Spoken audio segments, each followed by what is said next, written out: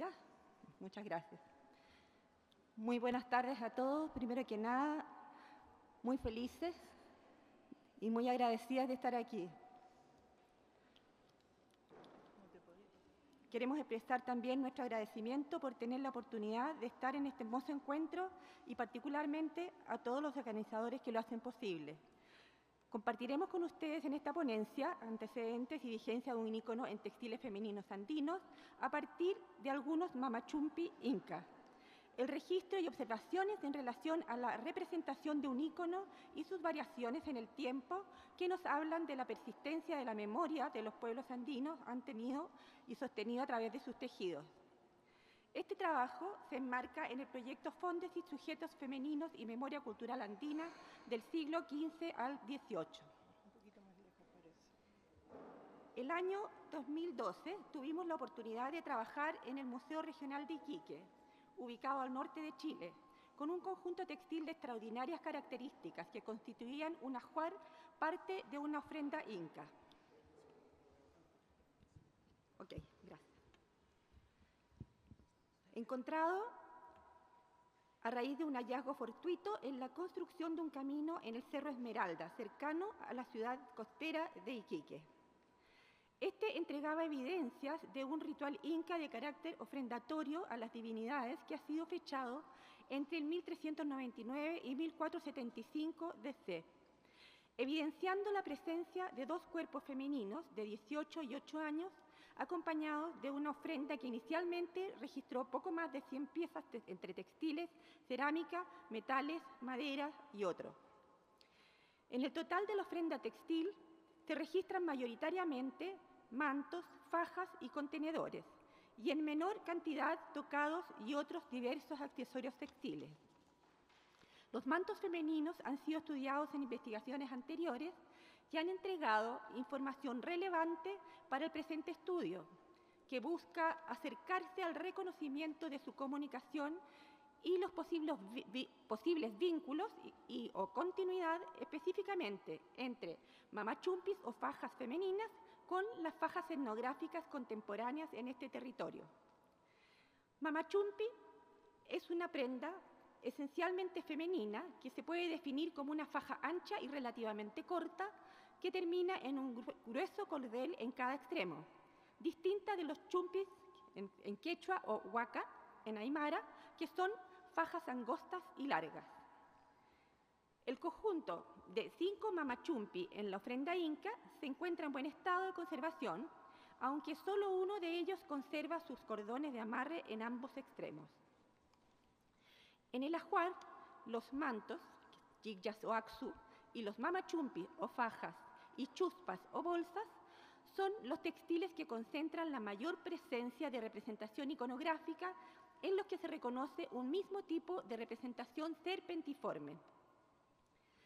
La representación a la que nos referimos es identificable como un ícono serpentiforme reconocible en diferentes variantes. Se trata de un elemento de líneas quebradas zigzagueante que generalmente termina en una cabeza en cada uno de sus extremos. Esta figura es acompañada por elementos circulares concéntricos que se ubican en los espacios dejados por las líneas quebradas y son denominados ñahui, ojitos, y cuya lectura está relacionada con ojos de agua.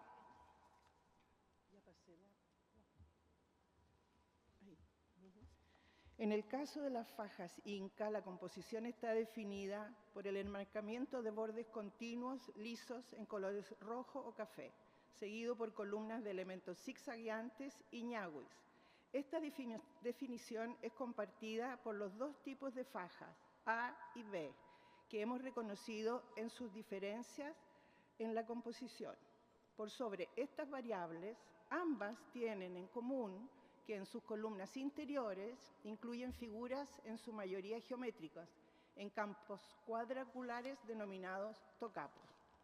Esta representación aparece en forma reiterada en todas las miniaturas de ofrenda femeninas que se incluyen en algunos territorios inca, acompañando a cuerpos o también solas, constituyendo ofrendas de otro carácter. En estas miniaturas es posible observar el icono serpentiforme en los distintos componentes de la vestimenta femenina envolviendo el cuerpo. Este patrón es coincidente con lo que ocurre en el vestir de escala humana. Para efecto de esta presentación, hemos privilegiado el sentido en el que las fajas son tejidas, exponiendo las imágenes con la urdimbre en vertical, aunque su uso es en horizontal.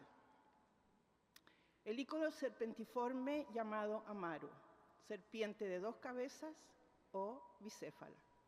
En la documentación bibliográfica en la que nos hemos apoyado para analizar el registro de esta representación, es posible obtener información acerca de la existencia en la cultura inca de la serpiente bicéfala Amaru, cuya presencia tiene particular relevancia. Distintos investigadores contemporáneos han estudiado este icono y documentan diferentes interpretaciones que refuerzan su importante significado.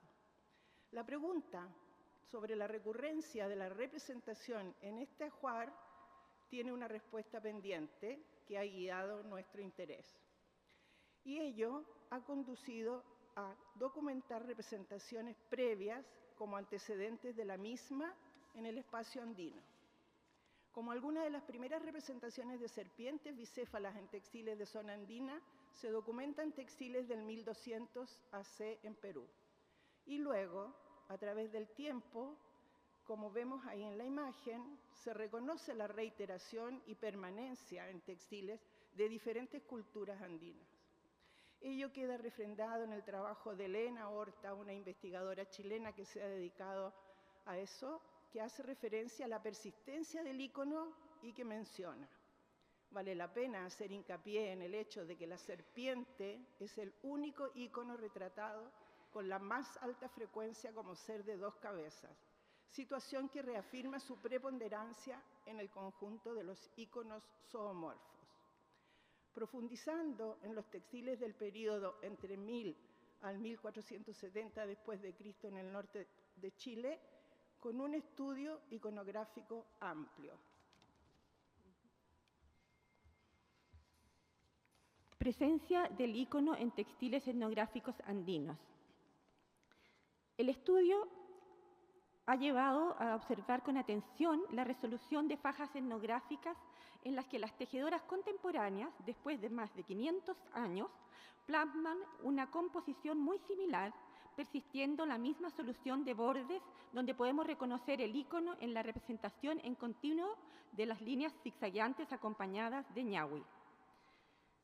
Acerca de los sistemas estéticos en el textil andino, Thibault menciona: merced a su organización, se reproducen en el tejido las culturas y cosmovisiones de las regiones andinas.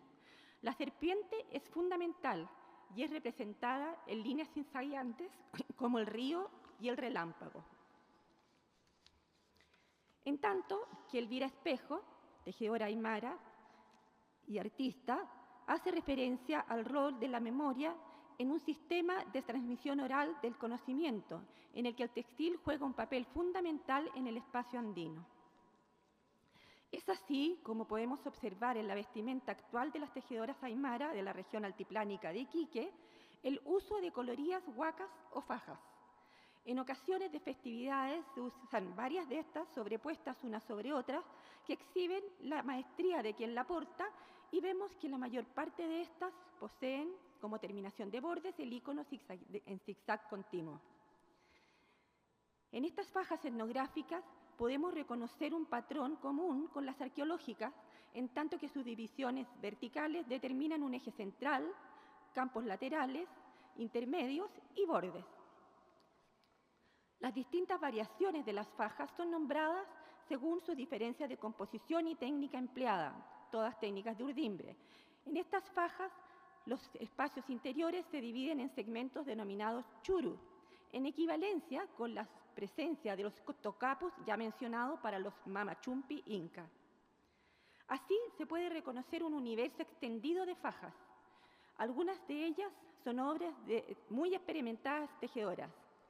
Una de ellas, Juana Mamani, recientemente premiada por el Premio Nacional de Sello Indígena con una de sus fajas el año 2023. ¿Cuál sería el rol de la iconografía en el seno de una tradición oral, plasmada en este caso en un artefacto que se relaciona con el cuerpo y lo femenino. Tratando de comprender el problema que plantea la reciente pregunta, hemos revisado algunos autores que abordan temas de la memoria y su relación con los artefactos. Ahí están algunos textos, teníamos intención de leerlos, pero el tiempo parece que no nos acompaña. En el marco del trabajo de campo, el testimonio de Don Domingo, perteneciente a una comunidad aymara, hace presente la relevancia de la prenda faja como portadora de identidad. Lo que persiste y lo que cambia. Así podemos observar que comunidades contemporáneas del territorio han persistido en esta representación, reconociendo en ello el influjo con que la cultura inca marcó las culturas locales. A modo de resumen, al analizar y comparar los mamachumpi inca y las fajas aymara, podemos reconocer notables similitudes en su estructura composicional y en particular la persistencia del ícono amaru como elemento fundamental. Las investigaciones realizadas a la fecha han conducido a reconocer la presencia del amaru en los textiles inca en relación con la convocatoria a la fertilidad de la tierra. Asimismo, su representación de las fajas etnográficas es interpretada como una petición a la presencia permanente del agua, como un río que serpentea, como nos comunicara la tejedora María Choque, le has de poner para que no te falte el agua. Y así también podemos verlo en los distintos ejemplos de distintos textiles andinos, fajas y otros que hacen distintas representaciones del amaru en sus distintas versiones algo más complejas. El ícono tiene múltiples transformaciones en las que las líneas zigzagueantes se combinan con los ojitos y ñahuis. Dice que todavía nos queda un rato, porque partió mal. Con respecto al registro de la memoria, se nos presentan los artefactos en los que los humanos plasmamos y registramos. En este caso, las fajas, que como vemos desde lo precolombino, ha sido y es un artefacto en el que la mujer registra y obtiene identidad. Los artefactos como índices del pasado, como dice ahí, y en nuestro caso son las fajas, nos hacen abordar la relación entre las personas y los objetos en la actividad que llamamos recordar.